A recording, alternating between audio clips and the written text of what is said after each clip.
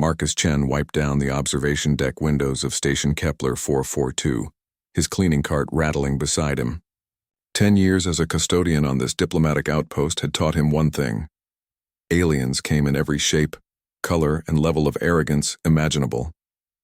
But they all left the same mess, Papa, a voice chirped behind him. He turned to see Lyra bounding toward him on her prosthetic legs, her forearms clutching a datapad. The synthetic limbs whirred softly, a far cry from the crude mobility frame she'd had when he found her a decade ago. Slow down, kiddo. Those servos aren't cheap. Marcus smiled despite himself.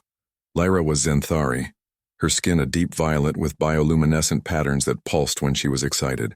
Like now, her large eyes, silver and expressive, fixed on him with that look that meant trouble. I got accepted. The engineering program at Terra University. Marcus's chest swelled with pride. When he'd discovered her abandoned in a cargo bay, missing both legs and one arm, the station's xenomedical team had given her 6 months to live. Zenthari physiology was still poorly understood, they'd said. The damage was too severe, but humans were stubborn. Marcus had spent his life savings on experimental prosthetics, learned Zenthari physiology from bootlegged medical texts, and spent countless nights nursing her through rejection episodes. He'd taught her to walk again, to write, to laugh. That's my girl, he said, pulling her into a hug. The celebration was interrupted by the station's alert system. All personnel to Docking Bay 7. Imperial Zenthari vessel requesting emergency berth. Marcus's stomach dropped. In 10 years, no Zenthari ship had visited Kepler 442. Their empire was vast but isolationist, viewing other species as beneath them. Especially humans. Stay in our quarters, Marcus ordered. But Papa, now Lyra. Docking Bay 7 was chaos. Station Commander Williams stood rigid as a Zenthari delegation emerged from their sleek vessel. At their center was a figure that made Marcus's breath catch. She was tall, her skin the same violet as Lyra's, wearing ceremonial armor that marked her as royalty. Her bioluminescent patterns formed complex glyphs across her face and arms. I am Empress Cathara of the Zenthari hegemony, she announced, her voice carrying an otherworldly resonance. 10 years ago, my daughter was taken from me during an assassination attempt on our royal transport. Intelligence suggests she may be on this station. Marcus felt ice flood his veins. The Empress continued. She would be 13 solar cycles old, missing 3 limbs. Her name is Lara Shantala. Williams stepped forward. Your Majesty, we have no record of any Zenthari children. I can detect her genetic signature within 500 meters, the Empress interrupted, her silver eyes scanning the crowd. They locked onto Marcus. You, human, you reek of Zenthari pheromones. Where is she?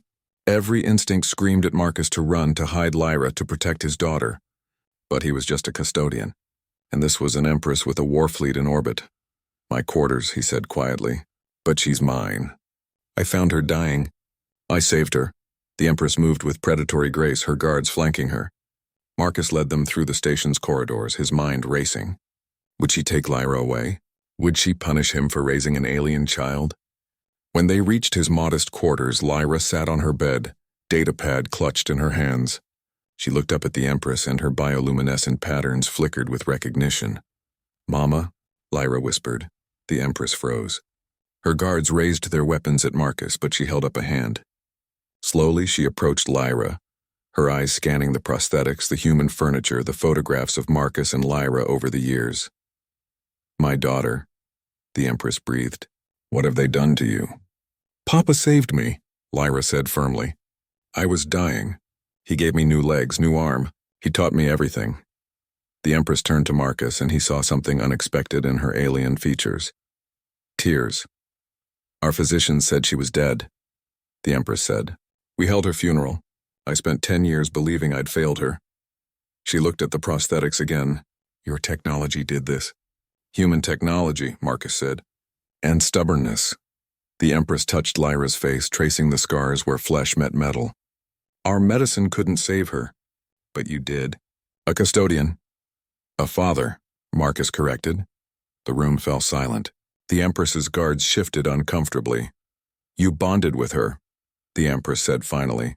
Zenthari children bond for life with their primary caregiver. She carries your pheromone signature as deeply as mine. Marcus nodded. I didn't know that. I just knew she needed someone. The Empress straightened. Marcus Chen, you have committed the highest honor in Zenthari culture, preserving royal lineage. You have also committed the greatest offense, raising an heir outside imperial custody. She paused. Lyra Shantala, who do you choose? Lyra looked between them, her patterns flickering rapidly. Then she stood on her prosthetic legs, walked to Marcus, and took his hand. Can't I have both? The Empress's expression softened. Humans have a saying, yes? It takes a village to raise a child? She knelt before them. Marcus Chen, I offer you a position as royal guardian and diplomatic envoy to the Terran systems. My daughter needs her father. And perhaps the Zenthari hegemony needs to learn from human stubbornness.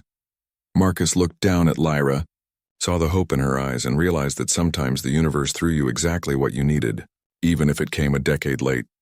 Only if she still gets to go to Terra University, he said. The Empress laughed, a sound like crystal chimes. A princess who wants to be an engineer. How very human of her. As the Empress's ship departed Kepler 442 3 days later, Marcus stood beside Lyra on the observation deck. Below them Earth hung in the void, blue and green and home. Ready for your new life, kiddo? He asked. Lyra squeezed his hand with both her biological and prosthetic ones. As long as you're there, Papa, Marcus smiled. 10 years ago, he'd been just a custodian cleaning floors. Now he was a father, a diplomat, and proof that humanity's greatest strength wasn't technology or stubbornness. It was love.